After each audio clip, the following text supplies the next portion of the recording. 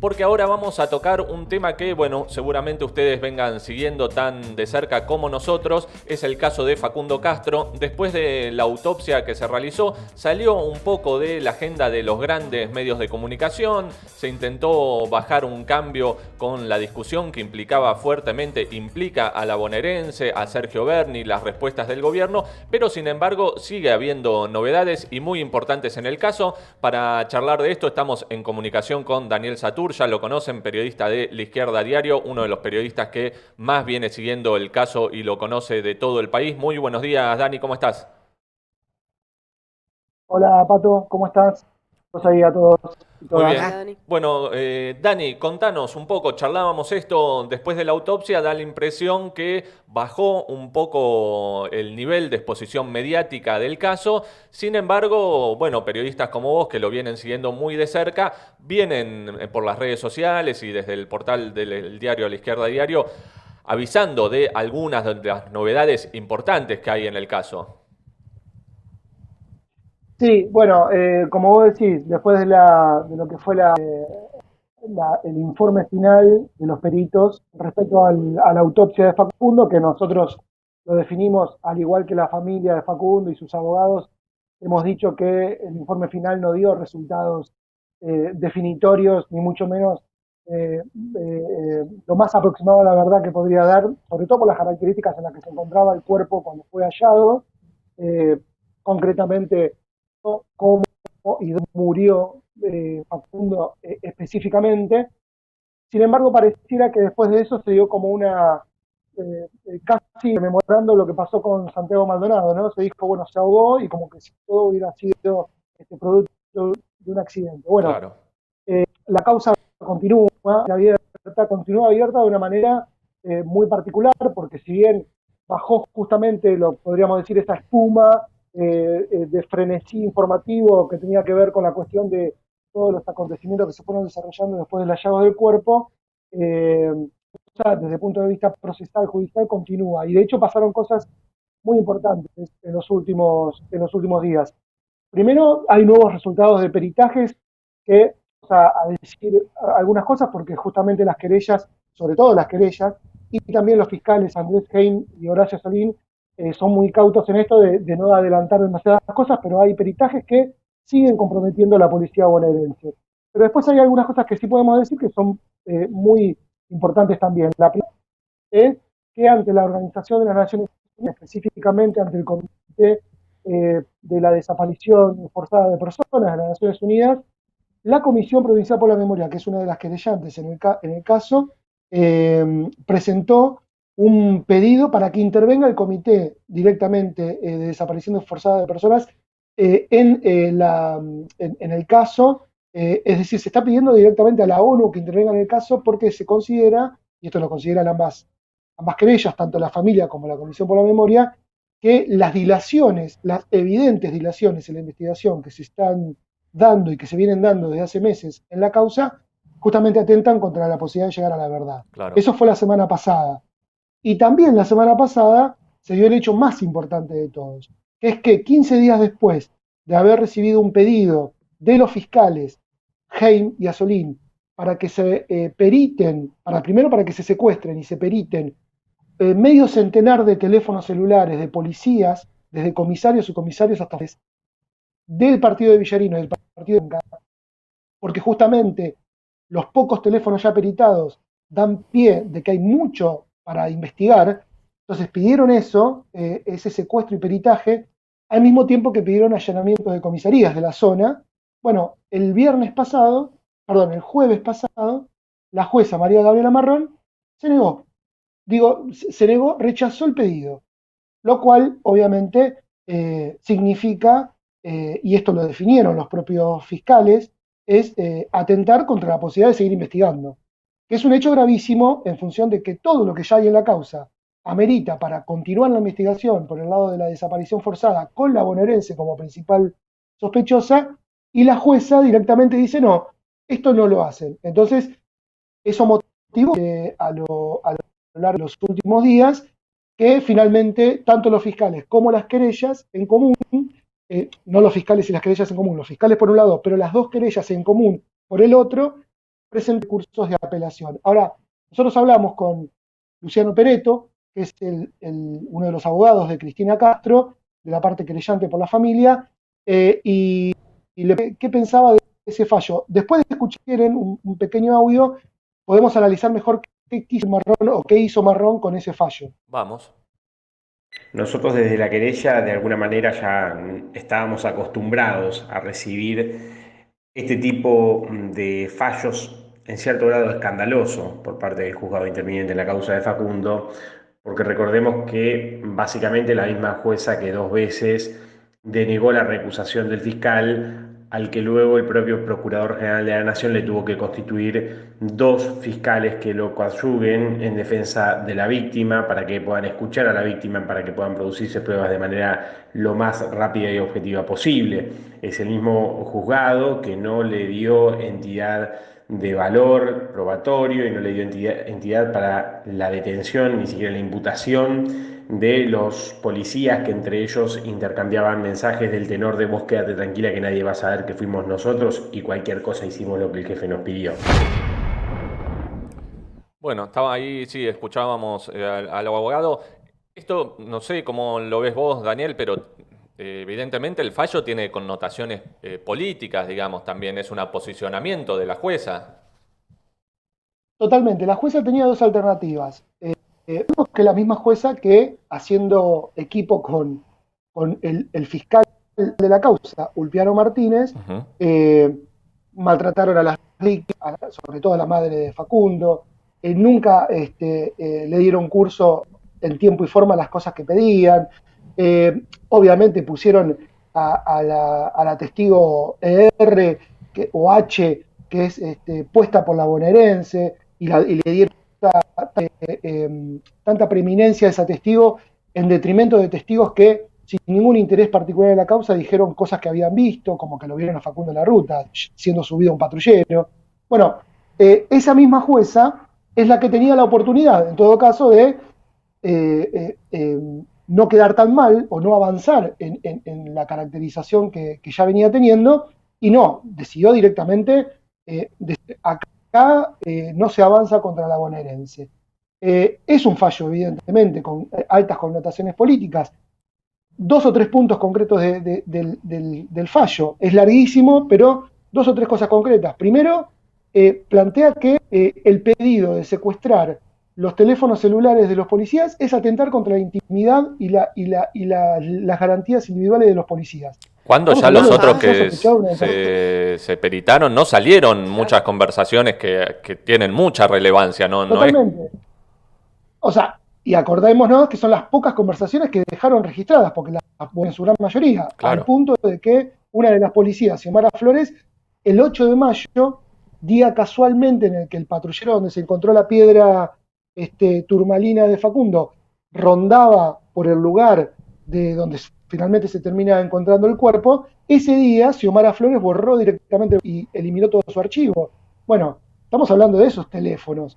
Entonces, los teléfonos de los superiores de esos policías, bueno, para la jueza significaría atentar contra la intimidad y las libertades individuales de los funcionarios policiales. Bueno, eso es uno de los elementos.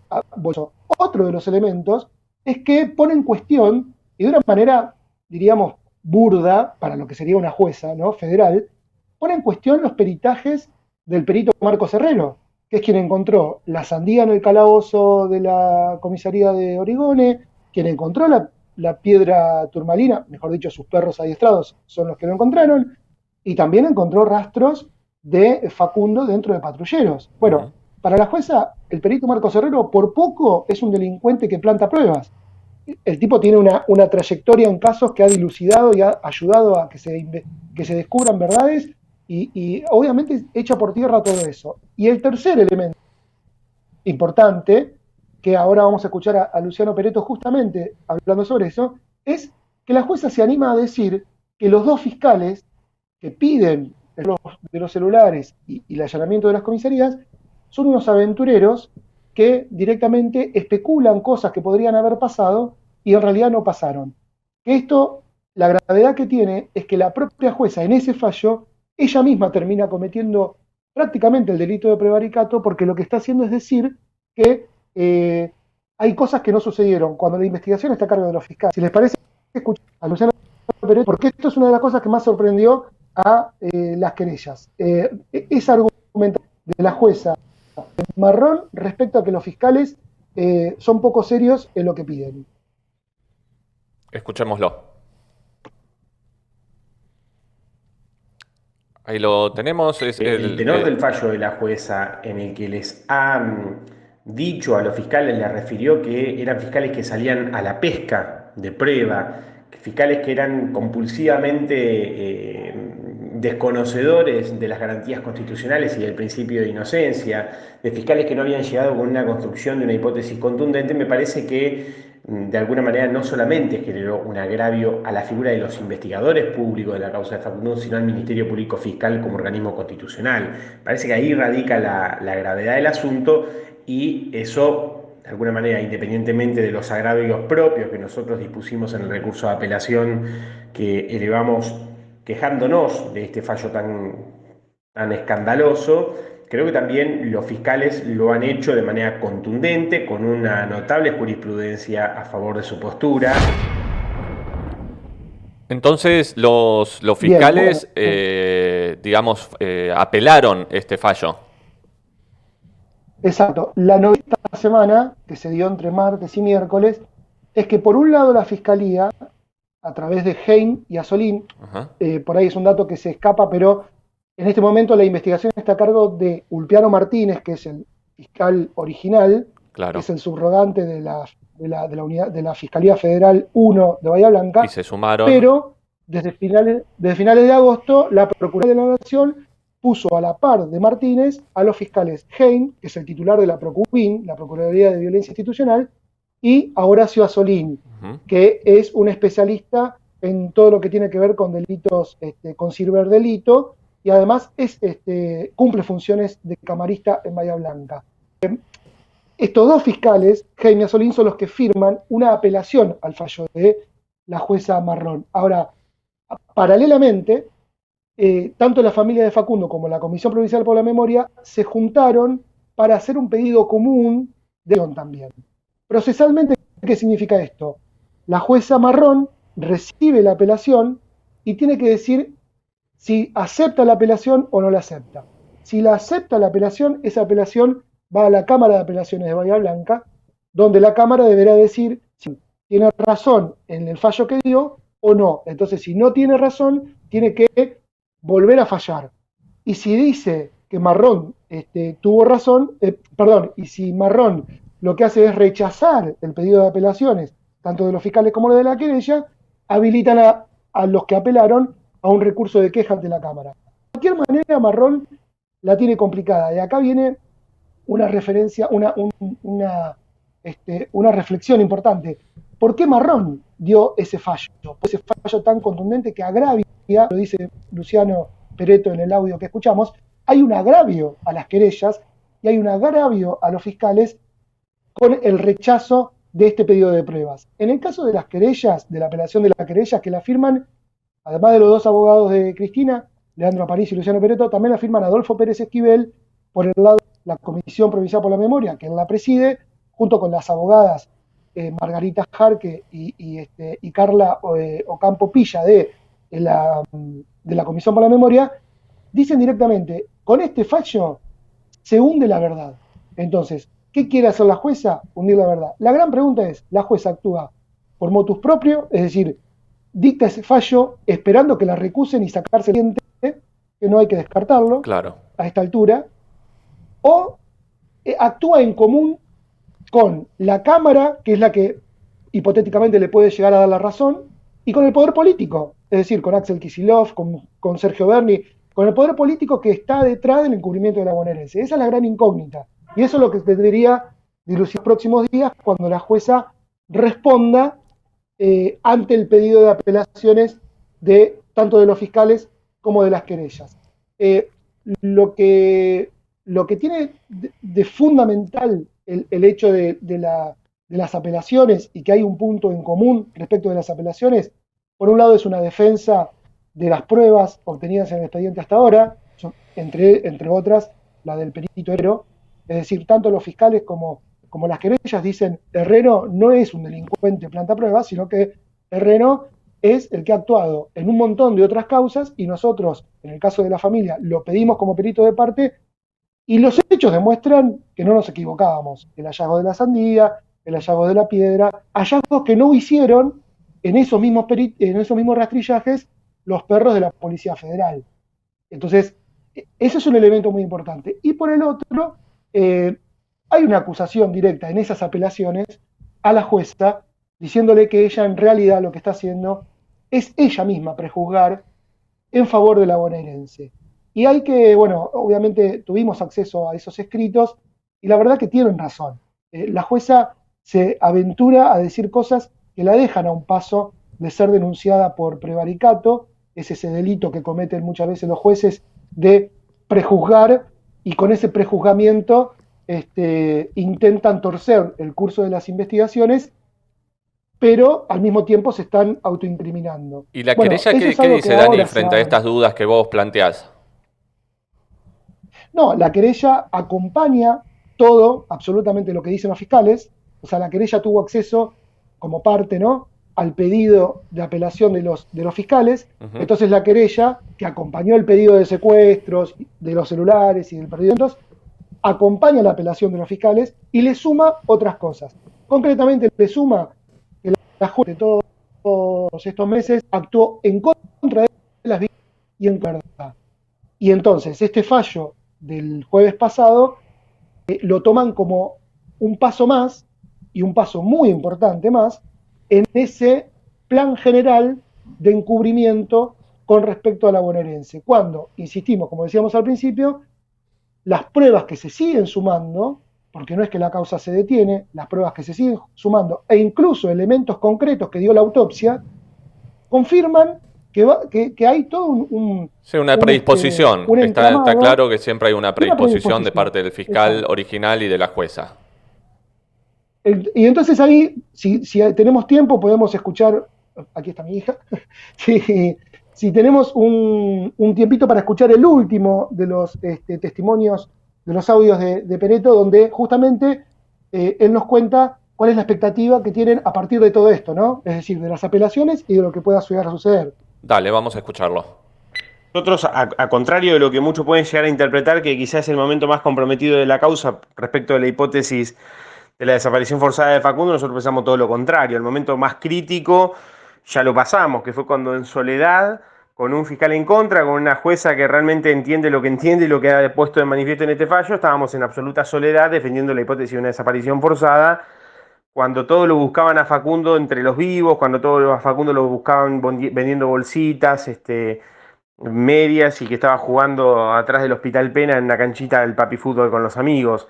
Creo que este es el momento más fortalecido de la causa, porque los dos acusadores públicos que ha sumado el Ministerio Público Fiscal en ese sentido son los que están convencidos no solamente de la participación policial en el hecho, sino después en todas las maniobras activas que emprendieron y empinaron para tratar de echar un manto de impunidad y de obstaculizar la investigación. Eso fue puntualmente lo que plantearon en el escrito que motivó el rechazo de las pruebas por parte del juzgado. Nosotros estamos más fortalecidos que nunca. Bien, bueno, lo que escuchábamos. Están más fortalecidos que nunca, están convencidos, y la acción de los fiscales Heine y Azzolini nos dejan de darles la razón en eso. Están convencidos de que esto va a ser un camino largo, hay que batallar contra la jueza del caso, precisamente. Pero para cerrar sintéticamente, 3 elementos. Por un lado, a lo largo de todos estos meses, el poder político le fue soltando más la mano todavía a la familia. Ustedes recuerdan las reuniones con Alberto Fernández, las reuniones totalmente, con desaparecieron. Bueno, desaparecieron absolutamente. Además de seguir empoderando a la policía para que haga lo que quiera en las calles, directamente se han borrado. Por el otro lado, hay una novedad importante que en algún momento se darán más detalles, pero tiene concretamente que ver con que hay ADN de Cristina Castro, es decir, la mitad del ADN de Facundo se halló en un patrullero, en el patrullero de Teniente Origone, con una pieza, en una pieza hallada, una pieza capilar hallada. Bueno, va a dar también que hablar. La segunda es lo que ya dijimos, ver qué va a decir respecto a las apelaciones, y ahí se va a dar un hecho también, si rechaza o acepta. Se acepta, medio que se tira un tiro en el pie, porque obliga a la Cámara a fallar, y si falla en contra de Marrón está a un paso de la recusación. Claro. Y la tercera cosa, perdón, y la tercera es, que me parece que estaría bien cerrar con esta idea, es que arrancaste vos, Pato, diciendo, durante estas semanas, después de lo de la autopsia, medio como que la cobertura mediática del caso apareciendo, como que pareciera que el caso entró en un cono de sombras, y justamente eso es un elemento importante. Nosotros decimos, y nosotros no, o sea, especialistas en el tema y demás, siempre dicen, cuando hay una desaparición forzada, se aplica como una especie de manual de procedimientos, un protocolo, le dice Leandro Aparicio, ¿no? Especialista en estos temas. Una de los capítulos de ese manual de procedimientos es la cobertura mediática de los victimarios. Y eso que vos decías al principio, hay que leerlo también en clave de eso. Los grandes medios de comunicación no solo compran, porque financian con pauta oficial, las versiones de la policía y las versiones de la jueza Marrón y tantas otras versiones, sino que además en ese mismo acto están contribuyendo enormemente a la impunidad. Bueno, en ese sentido, lo que venimos haciendo a diario no tiene otro objetivo que hacer un aporte en esa pelea, desde el bando contrario, desde el bando de las víctimas, desde el campo de quienes buscan la verdad y la justicia. Digan lo que es investigación. Si la investigación dice que no fue la policía, ¿qué problema hay? O sea, pero justamente no es lo que sucede. Sucede Sí, todo no lo seguir contrario. embarrando la cancha. Exacto. Entonces, vimos titulares en los últimos días de medios importantes, empezando por los medios de Bahía Blanca, amigos del poder, pero también por la agencia Telam, por ejemplo. Vimos titulares que dicen: la jueza rechazó en durísimos términos lo que fiscales los teléfonos y los allanamientos. Es parte, como Una decís decisión, vos, ¿no? Este protocolo, este accionar de los medios, y justamente da para mucho que pensar y sospechar cómo se unen todas estas actividades que vos contabas. Por eso nosotros no nos olvidamos, seguimos exigiendo justicia por Facundo Castro. Pueden encontrar ahí en La Izquierda Diario también todas tus coberturas, y vamos a estar subiendo este recorte al canal de YouTube, y a quienes nos están viendo también les pedimos que nos ayuden a difundirlo, justamente para combatir esto que vos bien marcabas. Te mandamos un abrazo grande, Dani. Bien. Bueno, un abrazo para ustedes y obviamente también para Cristina, sus abogados y todas las querellas. Y todo nuestro apoyo. Así es. Seguimos en Alerta Spoiler.